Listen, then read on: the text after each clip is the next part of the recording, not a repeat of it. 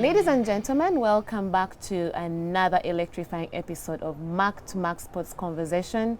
Of course, I'm your host, the Pali Rose, and together I have Mark Namanya in studio with me today. We have such intense sports, to give you this time around, and together we'll be heading into the latest and the greatest in the world of sports.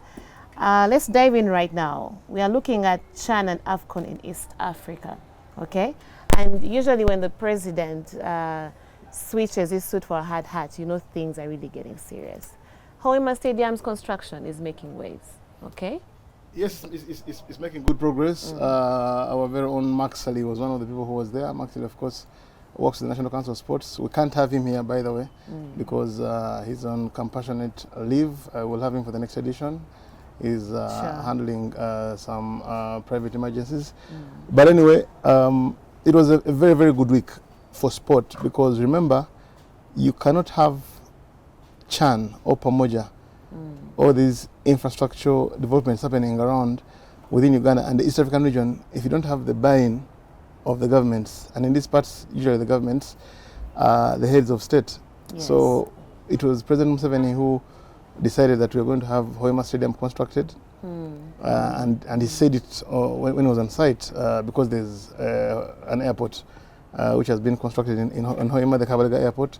So that makes it very, very easy to make the justification to CAF for having a stadium there. You have an airport there, so matters of transport have been solved. Okay. And SUMA are doing a very good job. The president was impressed with how fast SUMA have handled the job in terms of erecting that wonderful stadium. They are on track to deliver the stadium within time, well within time, for the 2027 edition, which will be historic in South Africa. And I think that's going to be one of the landmark moments for sport, because we've always lagged behind in sporting infrastructure. And I think that is going to be quite a bit of history. The president was also impressed with the speed with which the country, all stakeholders are moving in as far as delivering on the guarantees is concerned for both CHAN and Pamoja. So I think, like I said here much earlier, without the government support, Uganda would not be anywhere in terms of hosting CHAN. Without the government of Kenya giving the guarantees for Talanta Stadium, for the changes they're making in terms of training facilities and accommodation and so forth. And the same thing with Tanzania, the President Suluhu of Tanzania. Actually, I see now like the football, East Africa's football scene is also now yes, and believe me, for the next 2-3 years, East Africa is going to be the focus of continental football, because CHAN is coming here, AFCON is coming here, and believe me, it's going to be a very, very proud and historic moment for not just Ugandans, but for East Africans.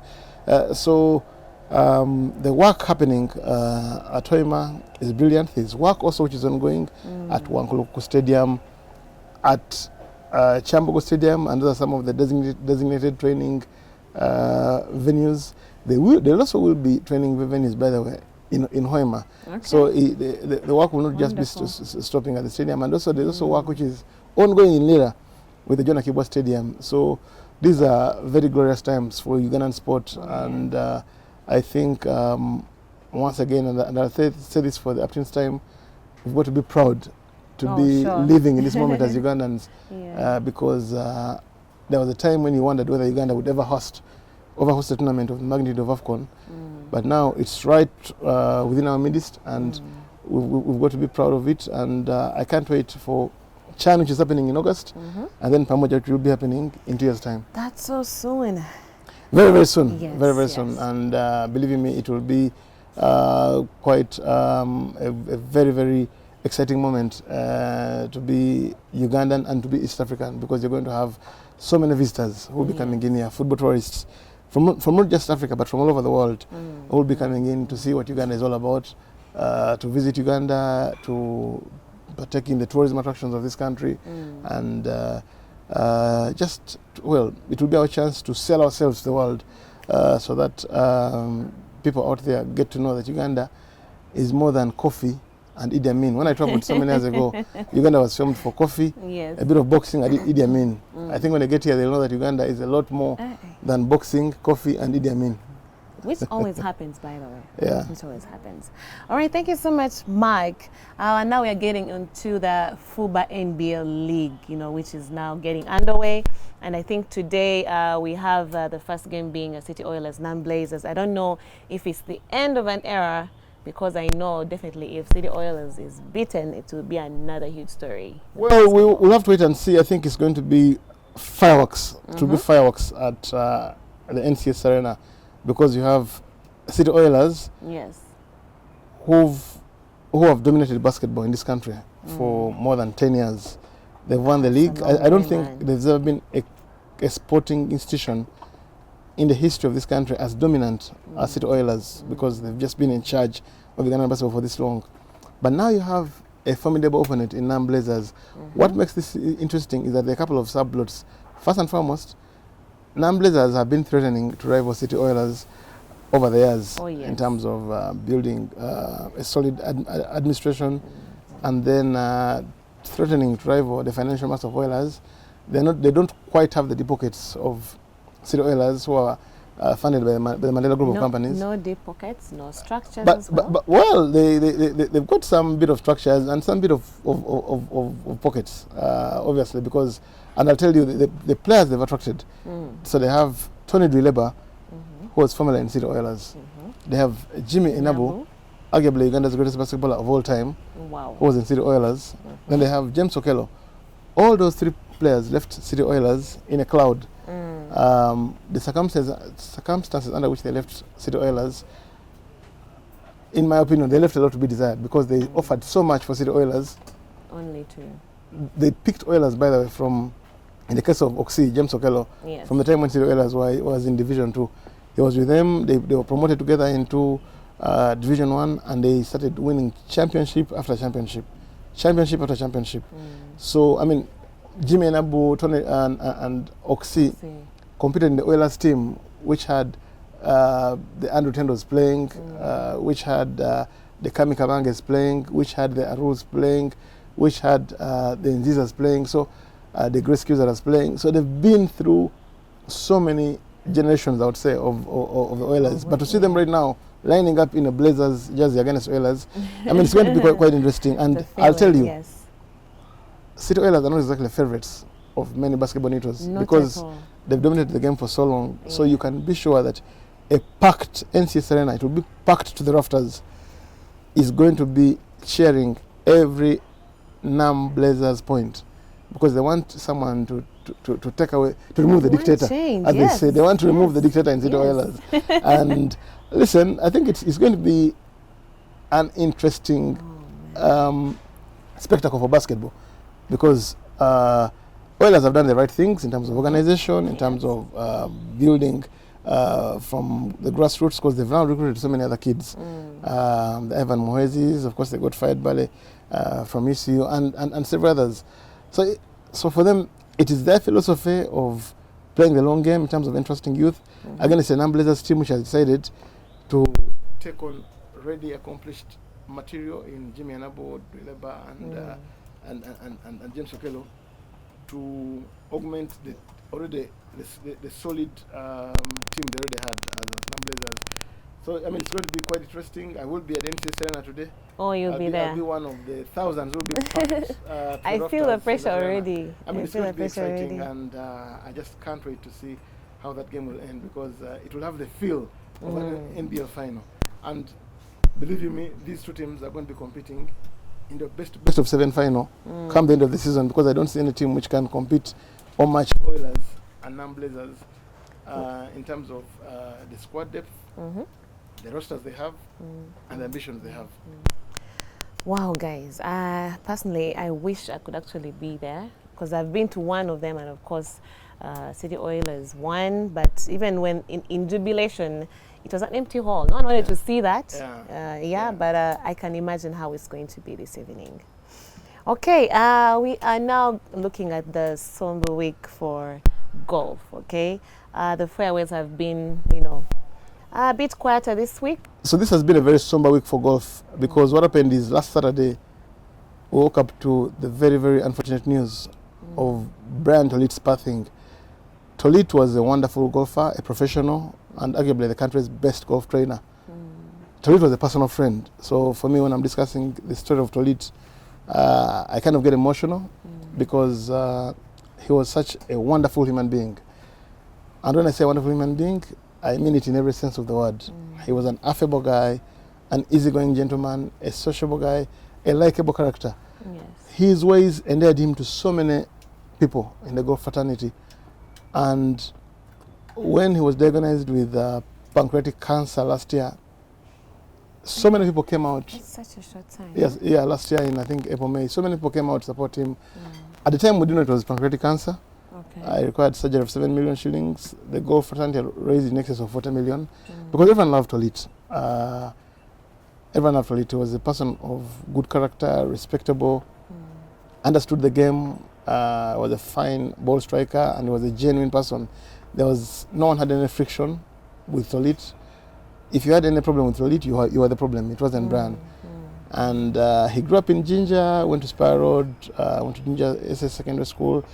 So he grew up around Ginger Sports Club, and he was a good swimmer. He was a good tennis player, and he had an athletic build. If you knew Brian, but when he came to Kampala, that's when he developed his career as a trainer, and he won a couple of events. But mostly, I think his lasting impact was in how he managed to transmit knowledge.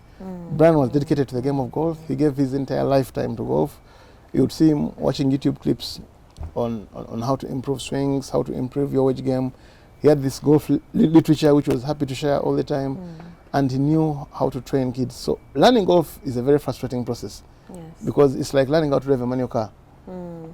Many times, many people will quit and go for the easier games because you've got to be patient with a beginner. You've got to understand how to pace someone's learning, because hitting divots can be frustrating. You're getting blisters, and then people will shun the range. But Brian knew how to soften that process for every beginner, to make it enjoyable for children, for adults, for amateurs who are in their 30s or 40s, for corporates. And listen, he was buried on Monday. Golf will struggle to find a new Brian Tolit, and for some of us, it hasn't sunk in that Brian left us. His brother is still with us, Rino Chitimbo, another golfer, another fantastic human being. So may his soul rest in eternal peace. He passed away at 37 years, and he was buried in Gulu in Alekolum village. So we'll miss him in more ways than one. May his soul rest in eternal peace. Yes. But on the other side, and on a more brighter side, Uganda, we have Kenya. The Victoria Cup, which is actually ongoing in Kenya at Mount Kipipiri. Mount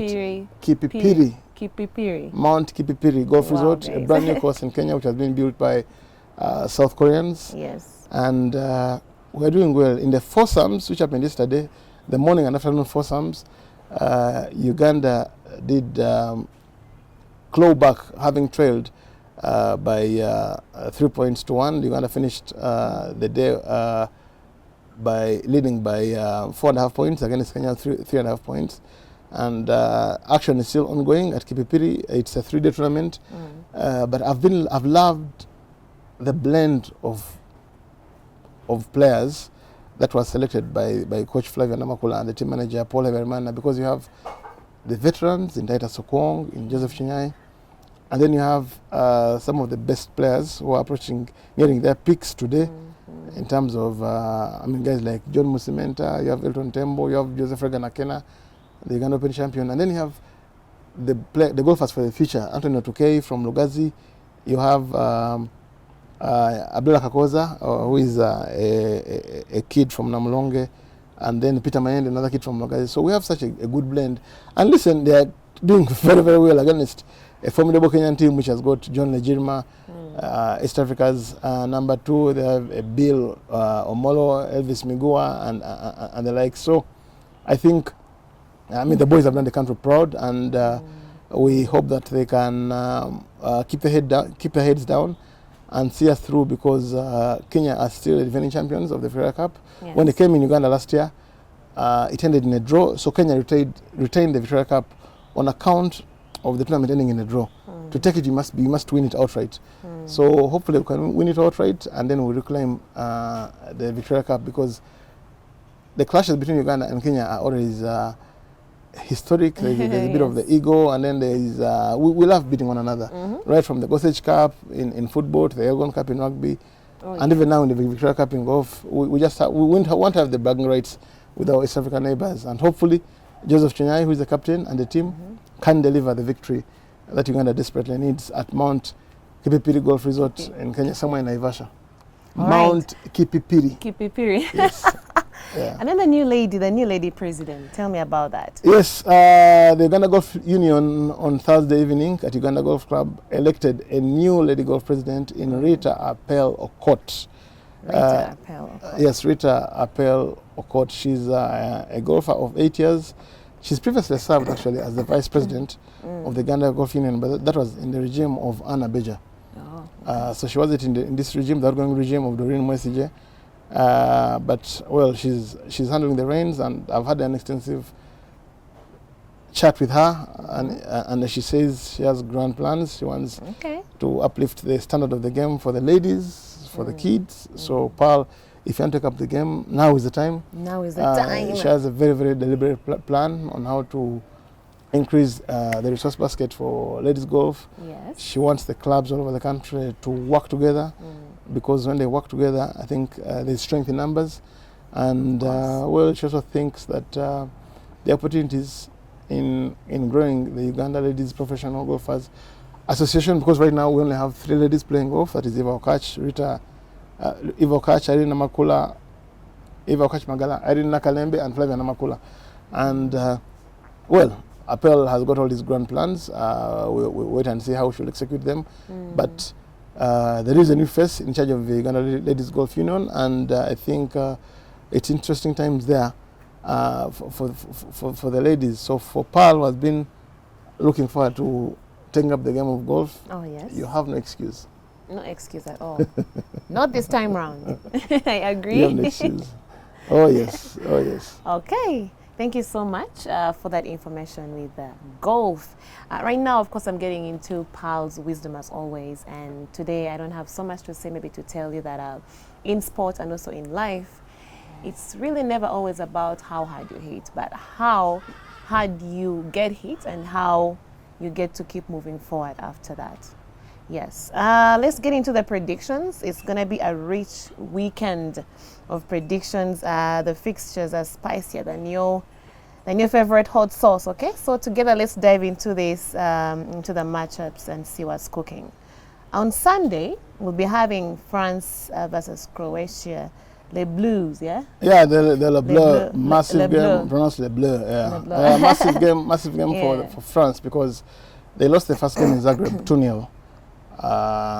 That game, which was played on Thursday, so France, they're in a hole. They're in some bit of an abyss. They'll need to play their best game at the Stade de France to overturn that deficit.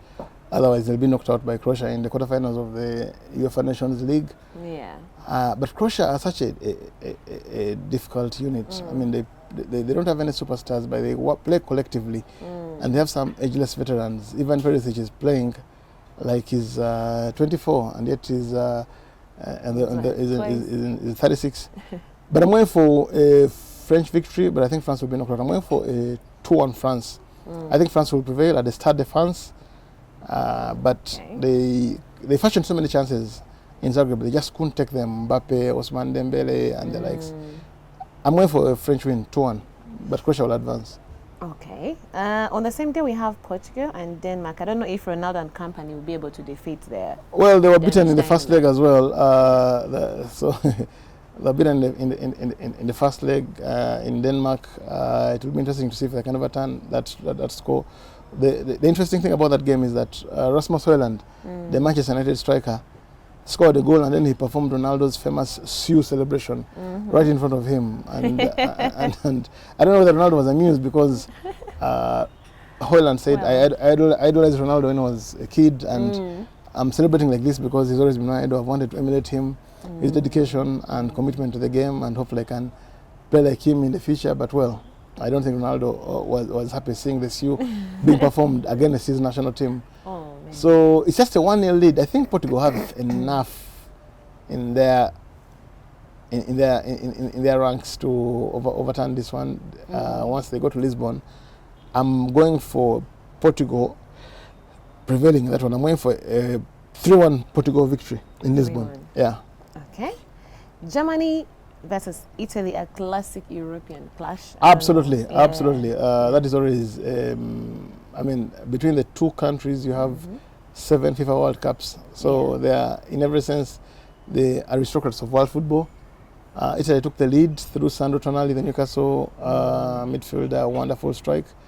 And then the Germans clawed their way back to win it through Leon Goretzka.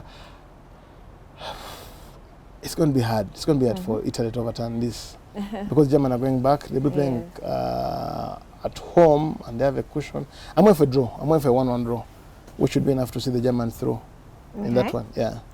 Spain, Netherlands. Well, that was the tie of the round in the quarterfinals. They played a 2-2 draw. Mikel Merino scoring deep in stoppage time. Wow, it's a tough one. It's a tough one. Netherlands playing the European champions, but they're going to Spain. The second leg is in Spain. The first leg was in Holland. Yeah. I'm going for Spain prevailing 2-1 in this one. Spain beating Holland and prevailing 4-3 aggregate. So I'm going for Spain 2-1. Yeah, in that one. All right, and then we have Uganda versus Guinea. I don't know who's going to come out on top. Uganda need points on board after being beaten by Mozambique. The goalkeeper Ismail Matenga was very poor. He was culpable for that defeat, and I would be very shocked to see him standing between the sticks against Guinea. I'm going because the game is at Nambole. And Uganda is usually formidable at Nambole. I can't see us playing any worse than we did in the game against Guinea. I'm going for 2-1 Uganda Cranes at Mandela National Stadium. I'll be there, and hopefully you will too. Yeah. I should be. Yeah. I should be there.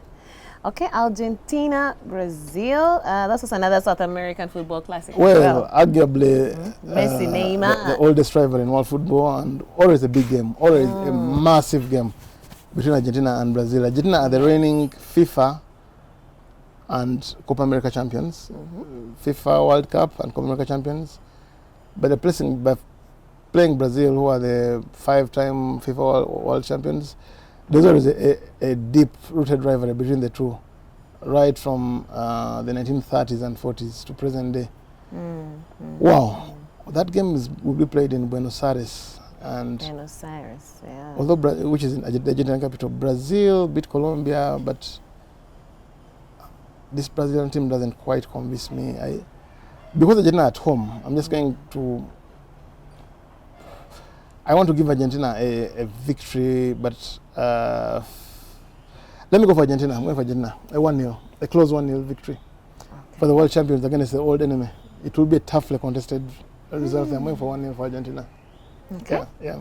All right. Thank you so much. And that's a wrap for today on the Mark2Mark conversations, from stadium tours to courtside tours, from somber reflections to fairy predictions. I think we've covered it all, really. Oh, yes. So, Oh, yes. yeah. So thank you so much. Until next time, keep your head in the game, and we'll be right here when we come back. Thank you very much.